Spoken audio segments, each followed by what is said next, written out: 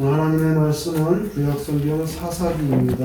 8장 374페이지 사사기 8장 1절에서 3절 사사기 8장 1절에서 3절 교독해 보겠습니다.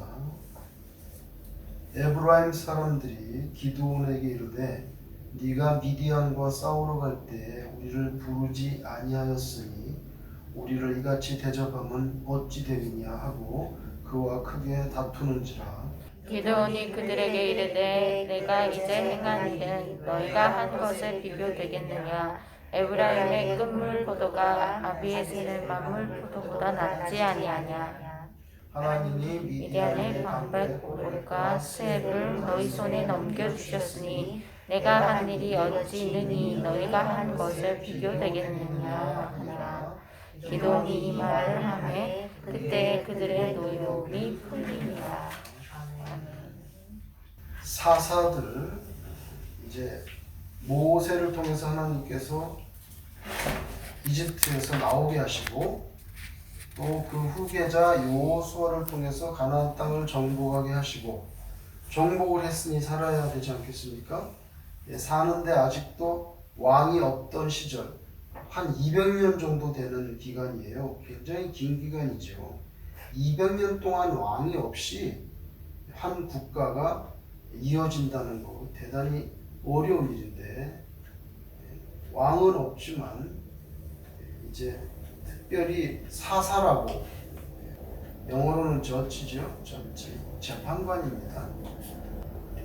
근데 이 사사는 말하자면 영적인 지도자예요. 스피리추얼 리더입니다. 시대마다 스피리추얼 리더를 세워가지고 하나님께서 12지파, 우리 지파라고 그러지만 세상적으로 본다면 12부족이죠. 말하자면 12부족이 한 나라로 묶여서 사는데 거기에 이제 스피리추얼 리더, 이건 폴리티컬한 킹이 아니에요. 세워서 사는데 오늘 본문에는 기드온이라는 사람이 하나님께 부름받아 쓰임받는 시대입니다. 그런데 오늘 8장 교독했는데 앞에 7장에 보면 이스라엘하고 미디안 족속 간에 전투가 벌어졌어요. 근데 성경에 보면 모세가 왕궁에서 나와서 시나이 반도에 살 때 미디안 족속 땅에 와서 살았잖아요. 거기에서 결혼하고 살았단 말이에요. 그런데 그 족속하고 나중에 또 이렇게 역사가 지나니까 전쟁을 하게 돼요. 모세는 옛날에 거기 기대서 살았던 데인데, 근데 기드온이 미디안하고 전쟁할 때는 이스라엘 용사 300명밖에 처음에 300명밖에 참여하지 않았어요. 이거는 있을 수 없는 일이죠. 수만 명하고 어떻게 300명하고 싸우겠습니까? 그러니까 이번에 전쟁의 승리는 군사력에 의해서 결정되는 것이 아니고 하나님께서 손들어주는 쪽이 이긴다는 게 너무 확실해요. 하나님의 주권에 의해서 하나님의 섭리와 뜻에 따라서 이스라엘이 승리를 하게 된다는 게 이미 결정이 돼 있는 전쟁이에요. 그래서 승리로 끝났고 전부 기뻐해야 될 순간인데, 영화의 한 장면이죠. 완전히 영화의 한 장면. 항아리를 가져가가지고 항아리 속에 횃불을 감추고 가가지고 항아리를 다 와장창 한밤중에 깨뜨리면서 그 속에서 숨겨놨던 횃불을 펴가지고 막 휘둘렀어요. 그랬더니 미디안이 자기네끼리 막 자다가 깨가지고 막 불이 번쩍거리고 그냥 막 자기 안 죽으려고 막 칼 휘둘러 서로 죽이는 거예요. 뭐 영화의 한 장면 같은 그런 역사를 하나님께서 일으켜주셨어요. 항아리 속에 횃불 숨겨서 가가지고. 그게 뭐 싸우지도 않은 거예요, 사실은. 그래서 지금 해피하게 이제 전쟁이 끝나가는데 그 12지파 중에 에브라임 지파가 기드온을 찾아와서 불만을 토로하는 거예요. 왜 이스라엘 전쟁 시작할 때 연합군 할 때 우리 안 불렀냐? 7장 24절에도 보면 에브라임 지파가 전쟁에 참여한 것은 거의 끝무렵입니다. 근데 원래 이 전쟁은 이스라엘 12지파가 전부가 참여한 전쟁이 아니었어요. 에브라임 말고도 많은 지파가 참여하지 않았습니다. 무엇보다 첫 출발이 300명밖에 되지 않아요. 그런데 에브라임 지파가 이제 전쟁이 끝나서 승리를 자축하려고 하는데 찾아와서 불만을 토로하는 거예요. 사실은 타당한 이유는 별로 없어요. 그나마 에브라임 지파는 전쟁 막바지 시점에 기드온이 연락해가지고 참여해서 전공을 세우도록 알짜배기 전과를 올리도록 기드온이 배려한 듯한 인상이 짙은데도 와서 불만을 토로합니다. 이 에브라임 지파의 못된 성격이고 버릇이에요. 가나안 땅에 들어가서 땅 분배받을 때, 여호수아 땅 분배받을 때도 우리 땅 줬다고 불평했던 게 누구냐면 에브라임 지파입니다. 에브라임 지파입니다. 오늘 사사기 8장인데 역사를 흘러서 또 사사기 12장에 가면 12장 1절에 또 오늘하고 똑같은 불만을 토로합니다. 똑같은 불만, 또 다른 역사적인 상황인데 같은 불만이에요. 왜 우리를 이렇게 안 불렀냐. 그래서 에브라임은 이 불평과 불만을 토로하는 게 좀 특징적으로 나타나는 지파예요. 세월이 또 흘러 나중에 하나님께서 마지막 사사 사무엘을 세우고 사무엘 다음에 처음으로 사울 왕을 세우고 사울이 죽고 다윗이 왕이 되고 다윗이 죽고 솔로몬이 왕이 되고 솔로몬이 죽자마자 나라를 반으로 잘라먹은 게 여로보암이라고 하는 솔로몬 시대의 신하였는데 여로보암은 에브라임 지파 사람입니다. 그 행시가 그런 거예요. 늘 그렇게 하다가 결국에는 나라를 잘라먹는 거예요. 오늘 본문에 사실은 불평할 근거는 없었어요. 다른 지파도 참여 안 한 지파도 많고. 근데 마지막에 그래도 에브라임은 전과를 올리도록 기드온이 그렇게 배려를 한 게 너무 확실해, 읽어보면. 근데도 불만을 제기하는 거예요. 이유는 다른 데 있습니다. 무슨 이유입니까? 모든 일에 12지파 가운데 우리 지파가 최고가 돼야 돼요. 항상 대표가 돼야 돼요. 항상 리더가 돼야 돼요. 근데 기드온이 이번에는 승리를 이끌었단 말이에요. 기드온은 에브라임 지파가 아닙니다.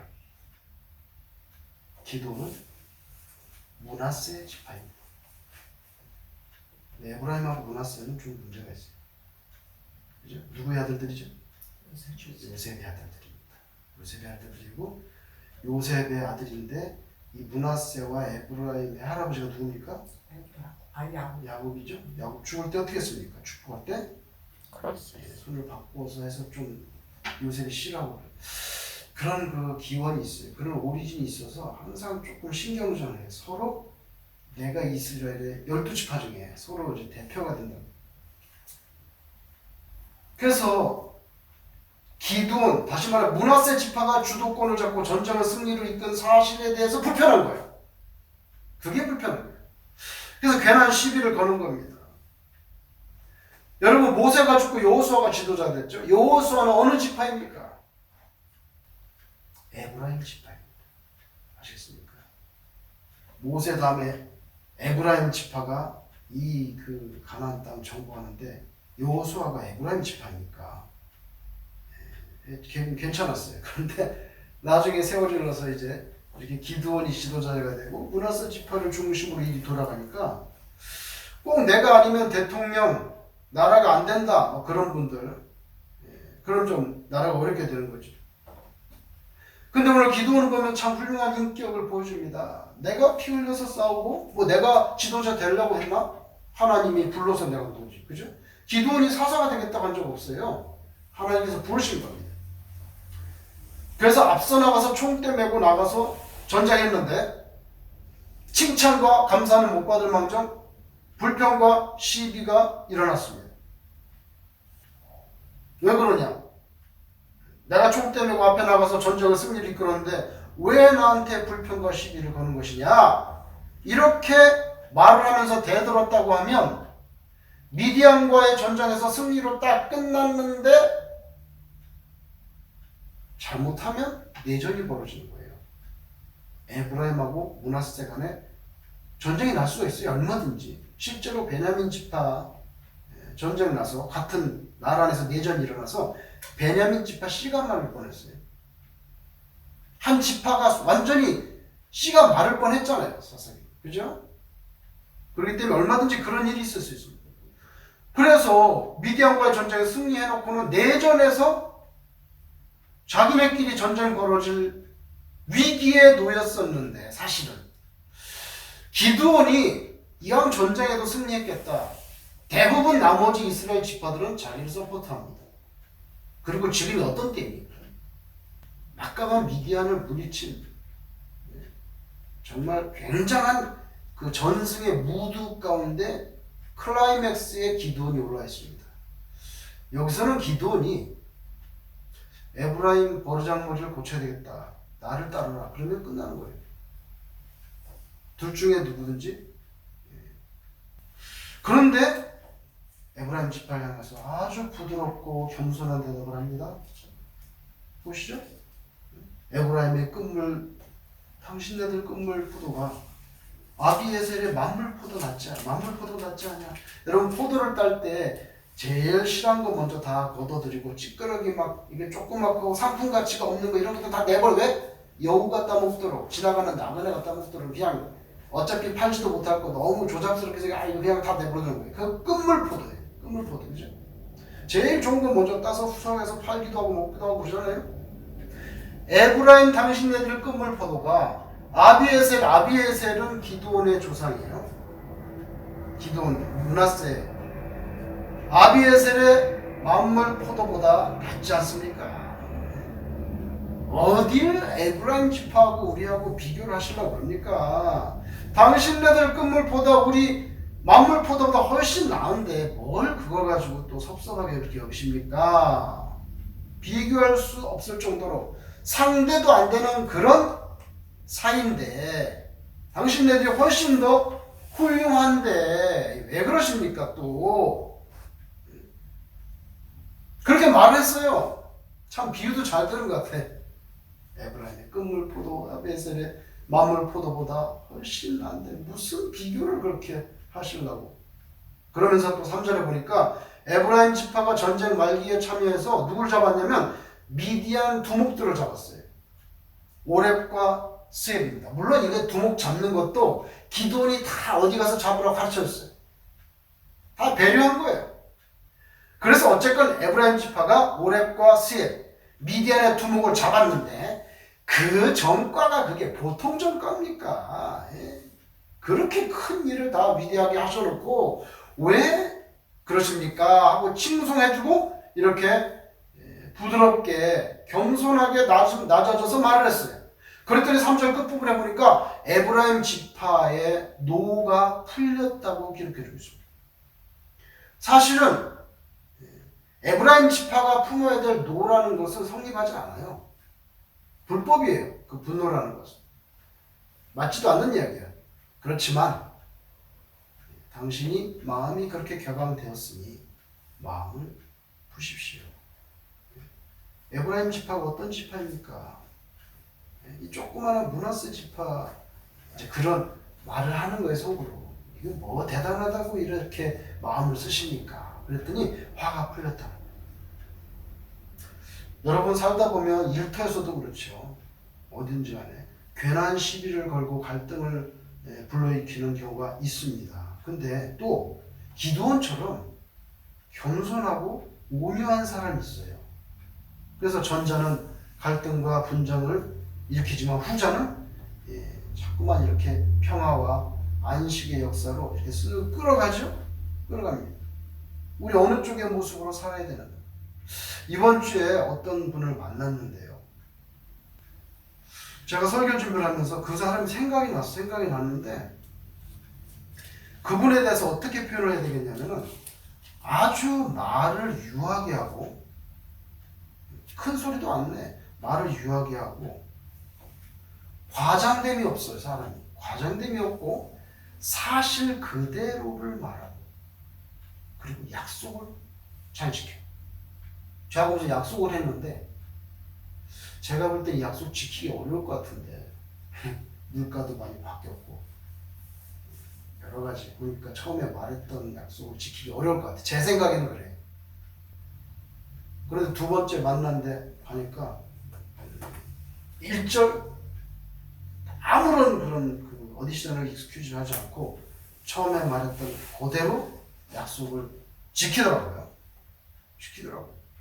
저는 그분이 예수 믿는 사람인지 안 믿는 사람인지 모릅니다. 근데 처음부터 대화를 하는데 말을 유하게 하고 전혀 과장을 하지 않아.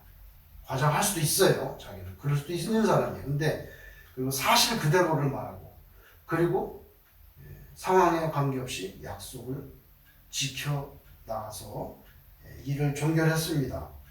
근데 대단히 마음이 제가 즐거운 거예요. 즐겁다기보다 인간 사는 세상에서 어쩌면 너무나 당연한 모습이 돼야 될, 이게 당연하게 그렇게 돼야 되는 거예요. 사람이라는 게. 그죠?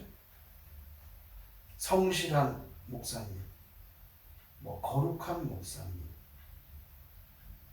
앞에 형용사가 다 붙는다는 건요. 이 세상이 그렇게 안 돌아가고 있기 때문에 그런 거예요. 목사님 그러면 그냥 성실하고 거룩하고 다 포함되어 있어야 돼. 그죠? 근데 진실된 성도들. 여러분, 진실된 성도들? 인격이 훌륭한 선생님. 선생님은 인격이 훌륭해야 되는 거예요. 이게 보세요. 세상에 앞에 전부 다 형용사를 붙여줘야만 되는 세상이 됐어요. 그죠? 그게 그렇게 안 되고 있기 때문에. 안 되고 있기 때문에. 사심이 없고 욕심이 없는 기업가. 기업가가 당연히 돈 많이 벌어서 많은 사람들이 유익을 끼쳐야 해서 자기 사심을 좀 물리쳐야죠. 근데 그걸 자꾸 붙여야 되는, 형용사를 붙여야만 되는 세상이에요. 그래서 당연한 일인데도, 그죠? 말을 유하게 하고, 과장되지 않고, 사실 있는 그대로 말하면서 약속을 잘 지키는 거. 당연히 인간이 그래야지. 근데 그게 너무나 어려운 세상이 됐기 때문에, 그런 것도 굉장히 가슴이 뜨겁게 다가오는 거예요. 에브라임 지파, 솔직히 말해서 말을 유하게 하지 않아요. 과장되게 해요. 사실 그대로를 말하지 않아요. 다른 지파들도 참여하지 않았는데 혼자 와가지고는 우리 1절에 뭐라고 말합니까? 우리를 이같이 대접하면 어찌 되느냐? 이거야말로 한번 싸워보겠다고 지금 시비를 거는 거 아닌 게 뭐겠습니까? 우리를 이같이 대접하면 어찌 되느냐? 이건 여기서 기도원이 한마디만 딱 하면 바로 전쟁 날 수 있어요. 또 그런 최절정에 올라가 있어요. 기도원이 지금. 잠언 15장 1절에 귀한 말씀이 있습니다. 유순한 대답은 분노를 쉬게 하여도. 오늘 그렇게 됐네. 기도원이 말 한마디만 잘했으면은 이거 그냥 첨예한 갈등으로 갈 수도 있는데 유순한 대답은 분노를 쉬게 하여도 과격한 말은 노를 격동하느니라. 에브라임 지파는 과격한 말로 출발합니다. 오자마자 우리를 이같이 대접하면 어찌 되느냐 이렇게 나오는 거잖아요. 아이고 왜 그러십니까? 에브라임의 끝물 포도가 우리 만물 포도보다 나으신데, 그리고 오렙과 스예비가 다 잡으셨는데 왜 그러십니까? 자신을 낮추어서 유순한 대답으로 에브라임을 케어합니다. 오히려 케어를 합니다. 그러니까 에브라임이 그냥 마음이 그런 거지 내가 알았어 그런 줄 알고 돌아가겠다 이게 된 거죠. 마태복음에 보면 예수님께서 공생의 초기에 설교를 하시는데 복에 대해서 말씀을 했잖아요. 복. 여러 가지 복에 대해서 말씀했는데 5장 9절에 보면 화평케 하는 자는 복이 있나니 그들이 하나님의 아들이라 일컬음을 받을 것이다. 근데 저는 이 말씀 굉장히 중요하다고 생각해요. 왜냐하면 왜 그러냐면 화평케 하는 자는 복이 있는데 하나님의 아들이라 일컬음을 받는다. 이거를 아주 더 선명하게 우리가 가슴에 와닿게 하려면 불화하게 만들고 갈등을 일으키고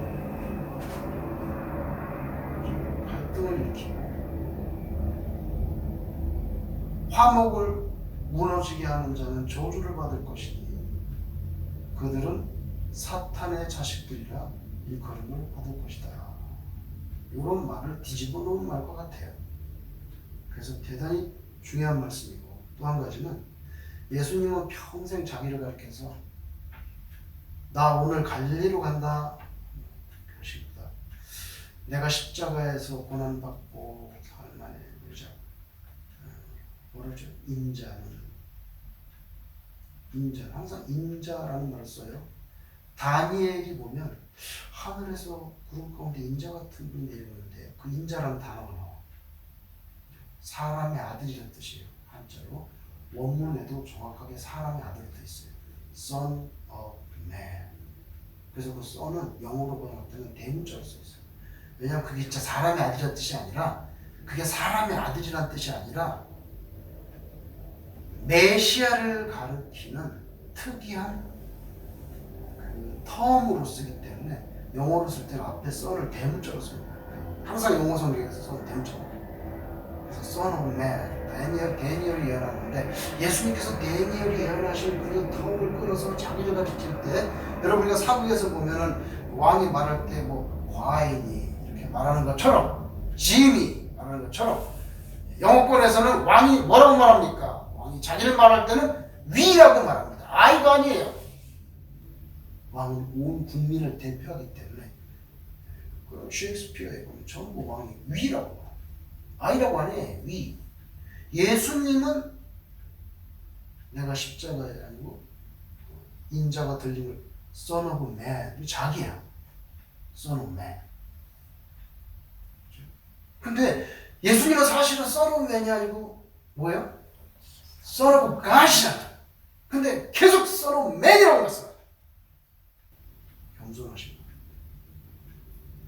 본인은 본인을 가리켜서 항상 Son of Man이라고 말씀을 하시면서 5장 9절에서는 화평하게 하는 자는 복이 있나니 그들이 Son of God이라고 일컬음을 받을 것이라고 말했단 말이에요. 이게 그냥 예수님께서 지나가는 경수필 수준으로 하신 말씀일까? 그렇게 생각하지 않아요. 화목을 도모하고 화평하게 하는 자는 정말 그 사람은 하나님의 자녀라는 거예요. 그렇게 말씀하십니다. 오늘 기도원이 그런 사람이 아닐까요? 넓은 아량과 온유한 인격. 이건 죽었다 깨어나도 참 이 어치부하기가 힘든 그런 진주와도 같은 그런 보물이지요. 온유한 인격이라는 게. 온유한 인격. 이 기드온이 오늘 이스라엘을 살립니다. 2번 살립니다. 2번. 미디안 족속으로부터 살리고 내전으로부터 살립니다. 그래서 기드온이 이런 면에서는 대단히 지금까지도 존경을 받는 거예요. 존경을 받는 거예요. 얼마든지 최고 결정에 올라가 있기 때문에 칼을 뽑을 수 있습니다. 그러나 뽑지 않고 끝까지 자기를 낮추니까 나라가 건실하게 세워져 가는 것을 볼 수가 있습니다. 저와 여러분들 때문에 우리가 움직이는 반경 어디에서나 하나님의 평강이 다른 분들에게 느껴지게 되고 체험되어지게 되는 정말 화평하게 하는 그런 복을 받아서 저와 여러분이 하나님의 자녀다. 정말 하나님의 자녀네. 이렇게 일컬음을 받게 되기를 주님 이름으로 축원합니다. 아멘.